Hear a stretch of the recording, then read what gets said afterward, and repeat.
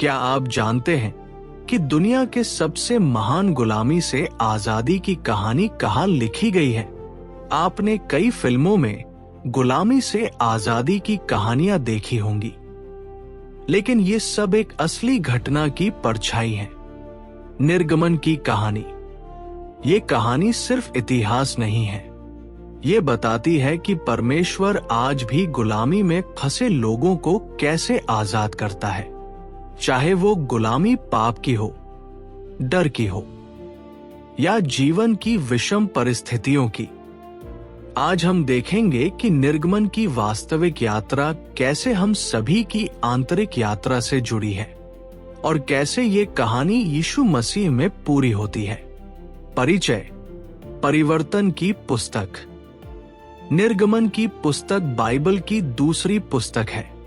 यहीं से इस्राएल एक परिवार नहीं, बल्कि एक परिवार से एक राष्ट्र बनता है। निर्गमन का मुख्य संदेश है, परमेश्वर अपने लोगों को गुलामी से आजाद करते हैं और वचन के समझौते में ले आते हैं। इस पुस्तक में दो प्रमुख भाग हैं। मिस्र की गुलामी से आजादी, अध्याय 1 से 18। परमेश्वर वाचा और व्यवस्था की स्थापना, अध्याय 19 से 40। ये किताब हमें ये भी बताती है कि परमेश्वर अपने उद्धार या मुक्ति के कार्य को बलिदान और मध्यस्थ के द्वारा स्थापित करते हैं, जो सीधा सीधा यीशु मसीह की ओर संकेत है। मिस्र में गुलामी, अध्याय 1 से 6।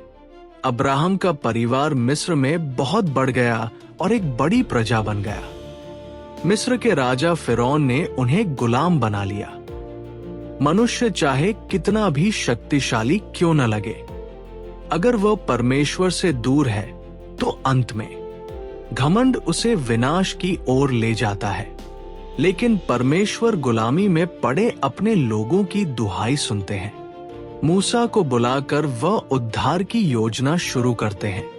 ये याद दिलाता है, छुटकारा हमारी पुकार से शुरू होता है।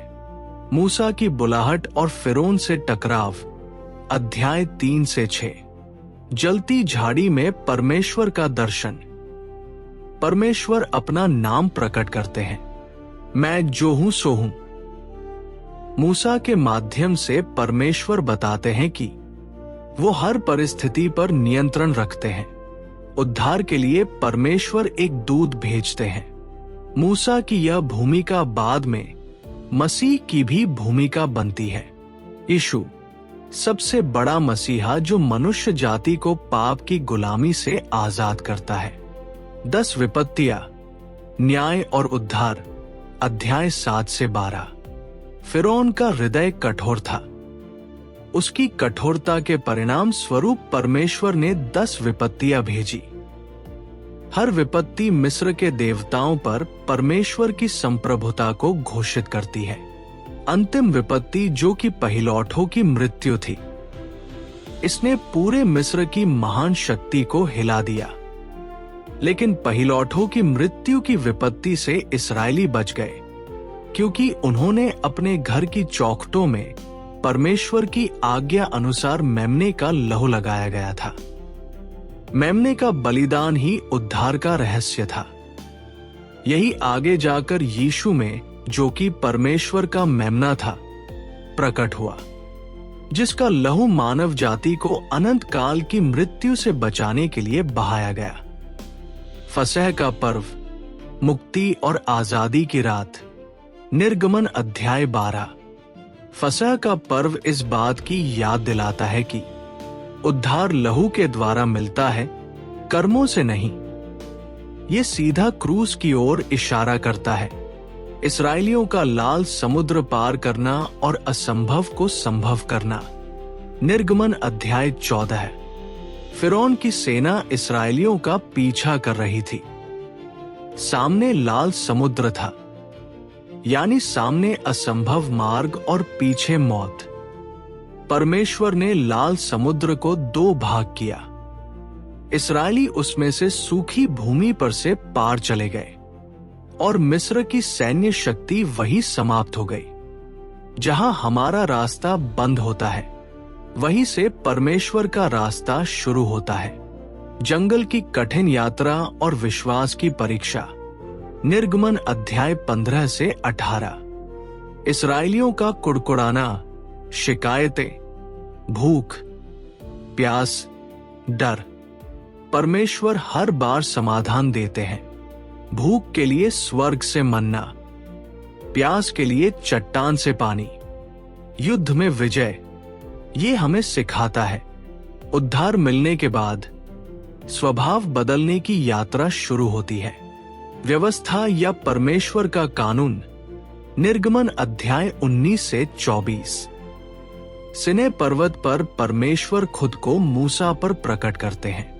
ये एक पवित्र स्थान होता है जहां बिजली, बादल, गड़गड़ाहट होते हैं। परमेश्वर अपने लोगों को अपने चरित्र के अनुसार जीने के लिए 10 आज्ञाएं देते हैं। परमेश्वर की व्यवस्था हमें पाप का बोध कराती है और ये बताती है कि हम खुद से सिद्ध नहीं हो सकते और हमें एक उद्धारकर्ता चाहिए।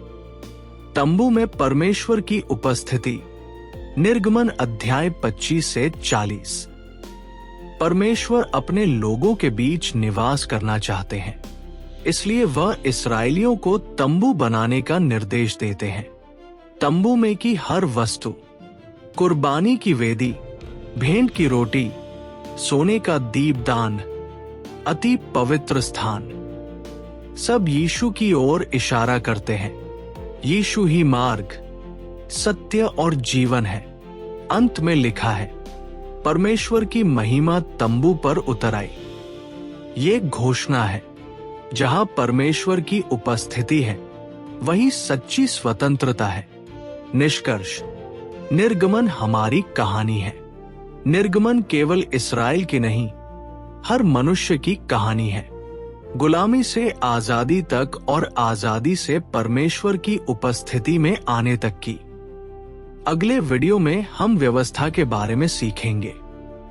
चैनल को सब्सक्राइब कर लें ताकि वीडियो आपको तुरंत मिल जाए।